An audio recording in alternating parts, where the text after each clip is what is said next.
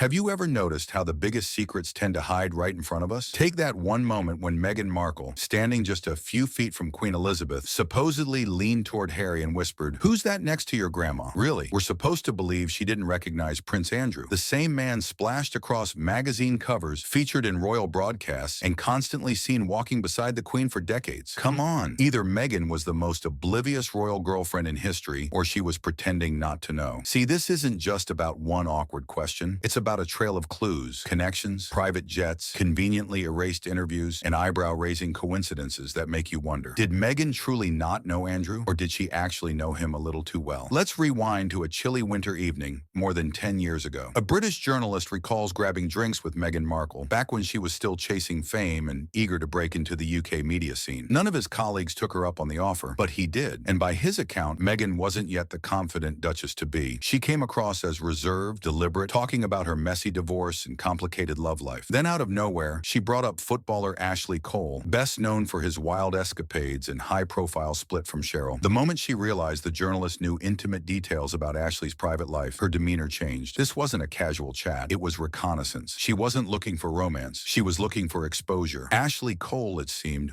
was just another rung on the ladder. And here's the thing, that pattern didn't stop there. Meghan has long said she spent a semester studying in Argentina during college. Fair enough, but records show she went straight from that brief stint in Buenos Aires to an extended stay in Spain, with no official school exchange and no mention of a host family. Yet interestingly, a university abroad publicly celebrated hosting Meghan Markle. And Meghan, she's never spoken about it. Why? Because those months weren't about lectures or exams. They were spent traveling, sailing the Mediterranean, and moving in circles most college students couldn't dream of without a billionaire's invitation. Former sorority sisters recall that in 2001, Meghan went completely off the radar, telling them she was in Thailand with wealthy men. One name that consistently surfaces, Joan Elias. Not a name you'll find splashed across headlines, but one well known in elite social circles, and especially close to Prince Andrew. The kind of close that includes joint trips to Thailand in 2001. Picture it, a young Meghan Markle, supposedly broke, leaving university mid-semester for luxury yachts and global adventures. Meanwhile, Elias is reportedly appearing at her sorority parties back in the States, mingling with starstruck students. See the pattern yet? Because it only gets murkier. Fast forward to 2012, Meghan turns up in Hong Kong, not yet a household name, not even a major star on Suits, yet she's flying business class, getting first-class treatment, sitting for glossy interviews, and apparently sharing space with royalty. There was once a clip, now mysteriously missing, where Meghan herself mentioned royals being present during that trip. Want to guess who was confirmed to be in Hong Kong at the exact same time? That's right, Prince Andrew. No one's claiming they met up, but no one's denying it either. And Meghan has stayed conspicuously silent about the whole visit. Getting the picture now? Because this rabbit hole only goes deeper. And the deeper you dig, the more that seemingly innocent, "Who's that next to your grandma?" moment starts to feel less like curiosity and more like a carefully crafted performance, one that conveniently rewrote her past into something smoother, cleaner, and easier to sell. But peel back the layers, the connections, the travel overlaps, the mysteriously vanished footage, and the picture that emerges is anything but simple. And believe me, the wildest parts are still ahead. There's something almost uncanny about how many exclusive circles Meghan Markle managed to slip into long before the world even knew her name. Take the 2013 Novak Djokovic Foundation Gala in New York, one of those ultra-exclusive charity events that attracts the world's biggest names. We're talking royalty, fashion legends, and A-list icons. Goldie Hawn, Naomi Campbell, Anna Wintour, Prince Andrew, Fergie, Princess Eugenie, every major player in one glittering room. And somewhere in that mix, Meghan Markle. Here's where it gets strange. There are no official photos of her from that night. Not one. Just quiet claims that she was there. That she somehow got in. Not through fame or credentials, but through connections. She wasn't a guest of honor. She wasn't even listed in the official press materials. Yet somehow she was inside. So how does a little-known TV actress from Suits, with barely 134 minutes of total screen time to her name, end up surrounded by billionaires, designers, royals, and power players? At that same time, Prince Andrew was reportedly on an official taxpayer-funded tour in Southeast Asia. And yet there he was, suddenly photographed in New York, dining with his daughter Eugenie, right as Meghan appeared in the very same rarefied spaces. No media buzz, no statements, just a curious pattern. Two people quietly orbiting the same events, the same cities, the same social scenes. And that's where the Soho House connection begins to come into play. Meghan's real entry pass into to the elite social circuit, Soho House. It wasn't just a trendy members club. It was the ultimate gateway for the wealthy, the powerful, and the quietly ambitious. Prince Harry, Prince Andrew, Fergie, Eugenie. They all moved through those same rooms. And Meghan, she practically lived there long before she ever wore a royal title. Fashion parties, charity galas, yacht gatherings, private, members-only cocktail nights. Always part of the crowd, but never quite at the center of it. She made sure to be seen just enough to leave an impression, yet never so much that anyone started asking questions. When she flew to Turkey in 2015 for the grand opening of Soho House Istanbul, hardly anyone in the press even knew her name. A photo later surfaced, Meghan standing next to Eddie Redmayne. But when the Daily Mail ran the story, they listed every celebrity in the shot except her. That wasn't simple anonymity. That was intentional invisibility. The perfect mix of proximity and discretion, the right place, the right people, and no traceable footprints. And still, one name keeps reappearing behind these moments. Andrew. Whether it was him attending the same private events or his close associates, like Joan Elias, surfacing in Meghan's early orbit, the web is remarkably tight. Elias wasn't some random billionaire. He was deeply connected, Epstein-level connected. He funded, hosted, and traveled alongside figures like Prince Andrew. And his presence at Meghan's sorority events wasn't by accident. That was his playground. He had a reputation for drawing young women from that exact social circle, offering a glimpse into the seductive world of private jets, luxury villas, and global power. And Meghan, she fit that mold perfectly. Beautiful, ambitious, and smart enough to move quietly. And it wasn't just Andrew's circle. Meghan's name has also been tied to people like Karine Shuliak, one of Jeffrey Epstein's last known girlfriends. There's even photographic evidence showing Meghan on a Mediterranean yacht trip alongside Karine and Deepak Chopra. Yes, that Deepak Chopra, the same wellness guru who, in 2021, publicly supported Meghan's 40th birthday initiative about mentoring women. But here's the twist. His name also appears in leaked files connected to Epstein's shadowy charitable networks. So now you've got Meghan, Karine, Deepak, and a handful of other elites sailing the Mediterranean together. Still think that's just coincidence? And to stir the pot further, remember that infamous Jamaica wedding? The one where Harry flew economy while Meghan arrived on a private jet arranged by Soho House co-owner Ron Burkle? Eugenie was there. Fergie was there. Prince Andrew was reportedly there. But again, no photos, no press shots, nothing. The cameras focused on Harry and Meghan, but insiders knew the Yorks were quietly in the background. Starting to see the pattern? Meghan wasn't bumbling her way into royal life. She'd been navigating power circles for years before the world caught on, linked to billionaires with shady reputations, whispered about in closed-door charity networks, and consistently showing up in the same places as Andrew and his associates. This wasn't a fairy tale. It was a strategy. And if you think that's wild, wait until you hear about what really happened during those missing months in Spain. Spain was supposed to be a harmless footnote in Meghan's carefully curated backstory, just a brief stop between internships and her return to Northwestern. But the deeper you dig, the more that so-called study abroad stint starts to look like the centerpiece of something far murkier. The official record? A 3-month cultural program at IE University. The real story? Nobody actually knows where Meghan stayed in Spain, who she stayed with, or what she was really doing there. No photos, no host family, no classmates coming forward, nothing.